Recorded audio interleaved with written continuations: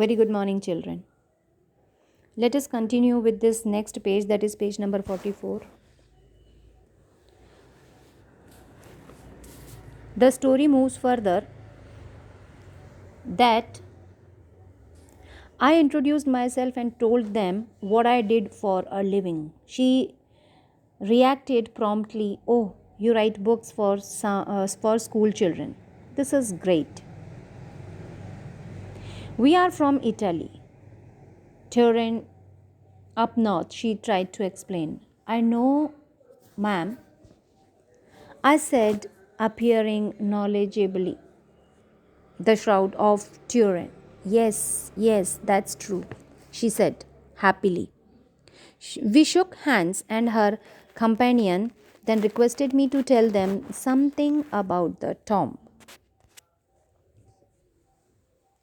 I was about to supply them with whatever information I had gleaned from the history books when my little daughter hopped in, putting her little arms around my legs. I lifted her up and introduced her to my brand new friends. They both shook her hand, kissed her in turns, and proceeded to click her pictures. "These are of you, darling, and these we will carry back home." Then the child joyfully sprinted away, her little feasts holding assorted chocolate bars that the lovely people from Italy had pleased her with. They offered something or some chocolates to that little girl. Next paragraph. I took them on a tour of the tomb, showing them the intricate Latic word work and inlay stonework on the hexagonal outer walls. The couple listened attentively, clicking pictures, asking specific questions, and suddenly the lady frowned, her pretty face reflecting her announce. "What have people done to the walls? My God, look at those ugly scrawls all over." Her companion agreed. Means they were not happy to see the filthy things around there.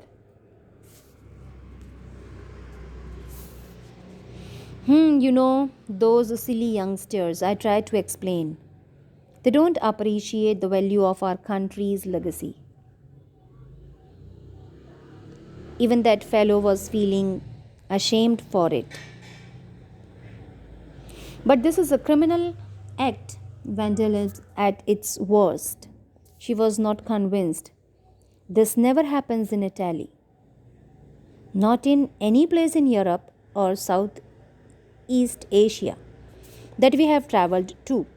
She was clearly disgusted, and I was too embarrassed to speak. In fact, there was nothing for me to say. How can you explain the casual and irrelevant manner in which we treat our nation's heritage? So that fellow was also feeling he was ashamed of these all acts.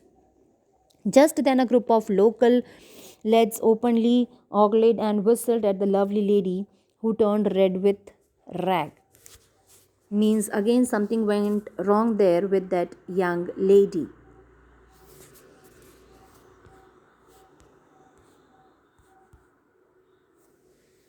"I'm sorry, Sylvia," I stammered.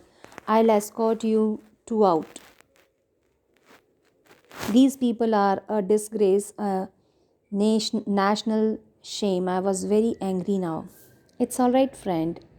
There must be many more decent people like you," though she smiled.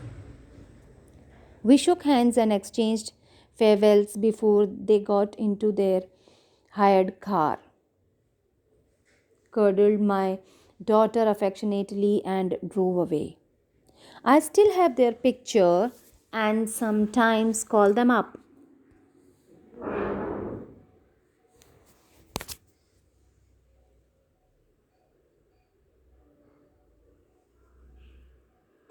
less frequently than they do.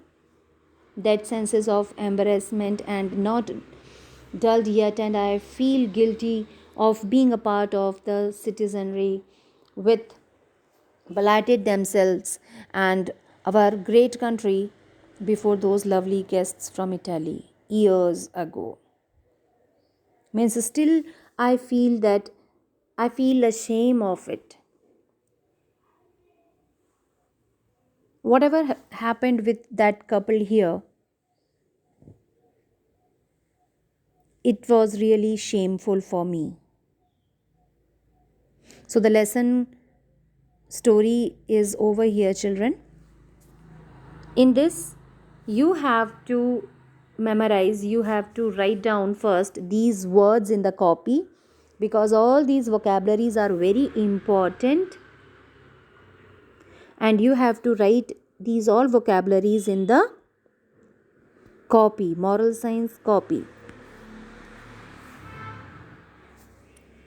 Okay, children? And learn them by heart. There are some more vocabularies on page number 46. I'll click and give it to you. So, this period you will write down and learn these vocabularies. You will write these vocabularies in the fair moral science copy. Thank you, children.